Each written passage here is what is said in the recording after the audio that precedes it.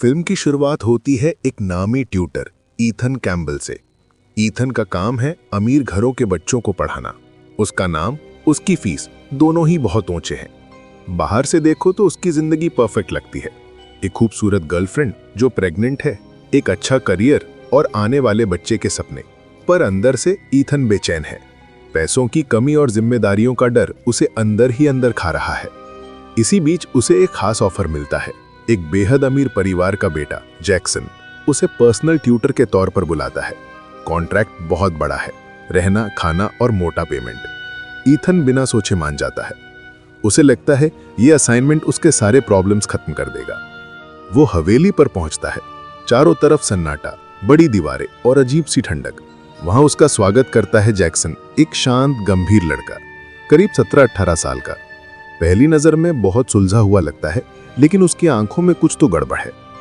Ethan class शुरू करता है, लेकिन जैक्सन पढ़ाई में बिल्कुल ध्यान नहीं देता। वो ज्यादातर निजी बातें पूछता है। आपकी गर्लफ्रेंड कैसी है? आपको डर किस चीज से लगता है?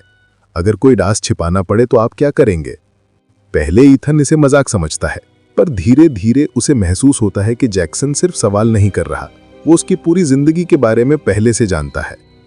एक दिन ईथन को जैक्सन के कमरे में अपनी ही तस्वीरें मिलती हैं, उसकी गर्लफ्रेंड की भी, कुछ ऐसी फोटो जो उसने कभी किसी को नहीं दिखाई। ईथन हैरान रह जाता है। वो पूछता है, ये सब तुम्हारे पास कैसे आया? जैक्सन बस मुस्कुराकर कहता है, मैं रिसर्च करता हूं अपने ट्यूटर पर। अब ईथन डरने लगता है।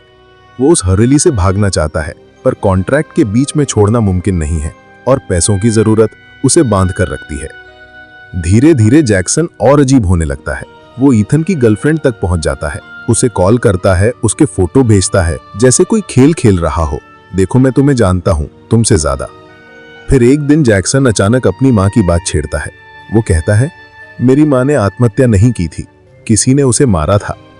ईथन चुप रह जाता है। वो कहता है, मुझे इन सब बातों से क्या लेना? लेकिन जैक्सन मुस्कुराकर कहता है, आपको सब पता है मिस्टर कैम्बल। अब कहानी पलटने लगती है। ईथन को पुराने समय की कुछ तस्वीरें मिलती है, जिनमें वो खुद जैक्सन की मां के साथ है। वो समझ जाता है ये लड़का सिर्फ उसे पढ़ाने नहीं लाया, बल्कि किसी बदले की योजना बना चुका है। असल में कई साल पहले ईथन और जैक्सन की मां के बीच एक गुप्त रिश्ता था। वो औरत डिप्रेशन से जूझ रही थी और ईथन उसका ट्यूटर था। दोनों के बीच नजदीकियां बढ़ी, लेकिन एक दिन झगड़े में ईथन ने उसे धक्का दे दिया। वो झील में गिर गई और मर गई। पुलिस ने इसे आत्महत्या माना, पर जैक्सन को हमेशा यकीन था कि उसकी मां की मौत कोई हादसा नहीं थी। अब सालों बाद जैक्सन वही ईथन के सामने खड़ा है।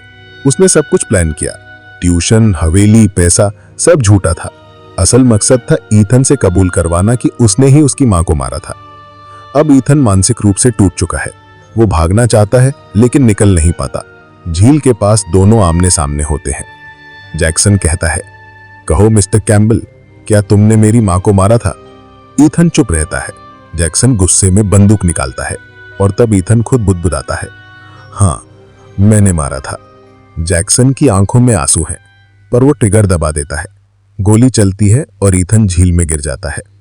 पानी में लहरें उठती हैं। कुछ देर के लिए शांति छा जाती है। जैक्सन वहीं खड़ा रहता है, फिर धीरे से वापस मुड़कर चला जाता है, लेकिन कैमरा झील पर टिका रहता है।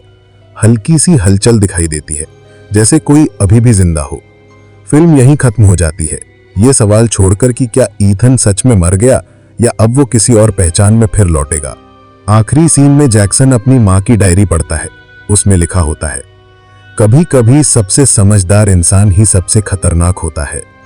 स्क्रीन ब्लैक हो जाती है और बैकग्राउंड में सिर्फ झील की लहरों की आवाज सुनाई देती है। द ट्यूटर सिर्फ एक सस्पेंस थ्रिलर नहीं है, बल्कि ये दिखाती है कि हर इंसान के भीतर एक अंधेरा होता है। कोई गलती कर बैठता है, कोई उसका हिसाब मांगता है, पर आखिर में दोनों ही उस अंधेरे में खो जाते हैं। अगर आपको ये वीडियो पसंद आया हो तो लाइक, शेयर और सब्सक्राइब करें हमारे चैनल टॉप रियल सिनेमा को। फिर मिलते हैं एक नई कहानी के साथ। तब तक के लिए जय हिंद, वंदे मातरम।